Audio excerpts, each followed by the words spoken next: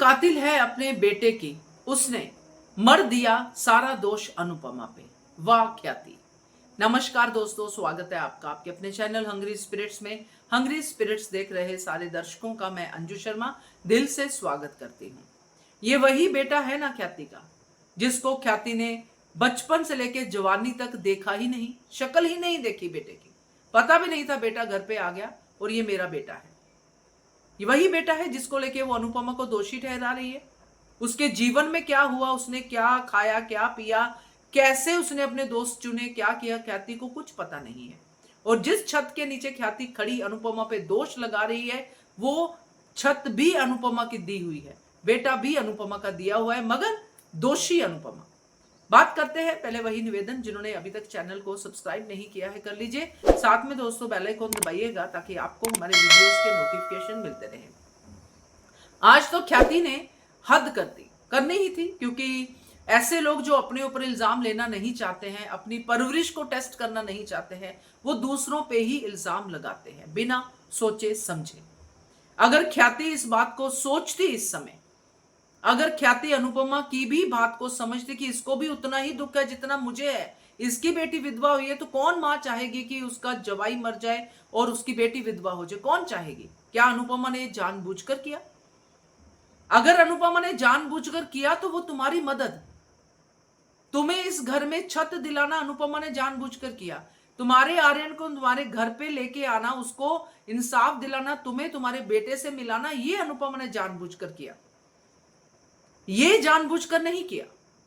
मगर नहीं, ख्याति को तो उस समय मदर इंडिया बनना था कि मेरे बेटे की कातिल हो तुम।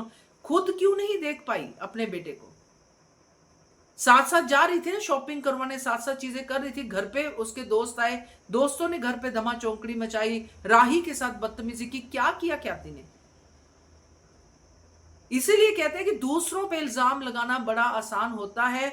अब आर्यन मर गया है तो इसलिए अनुपमा इजी टारगेट है, क्योंकि अपनी सारी भड़ास अपने बेटे की अनुपमा पे निकाल दो। दूसरे बेटे को बचाना है, दूसरे बेटे को बचाओ। मगर जो ख्याति ने अनुपमा के साथ किया है, ये ख्याति को आगे भरना पड़ सकता है। अगर ये इस ट्रैक को लेके जाते हैं, खुद पछताएगी ख्याति, क्योंकि इसकी भरपाई बेटे को तो बचा लेगी, बेटी को क्यों नहीं बचा रही भाई? बेटी तो अनुपमा के साथ साथ न्याय की लड़ाई लड़ रही है, उसकी तरफ क्यों नहीं बढ़ी? क्या प्रार्थना उसके लिए बिल्कुल सौतेली है? क्योंकि अगला कांड तो प्रार्थना के साथ ही होने वाला है। मगर नहीं, मेरे दो बेटे थे, मेरा एक बेटा मर गया, मेरा दूसरा बेटा अनुपमा के आसपास नहीं फड़केगा, ये नहीं होगा, वो नहीं होगा। पूरा का पूरा वसुंधरा कोठारी के डायलॉग बोल दिए और वसुंधरा कोठारी खुश।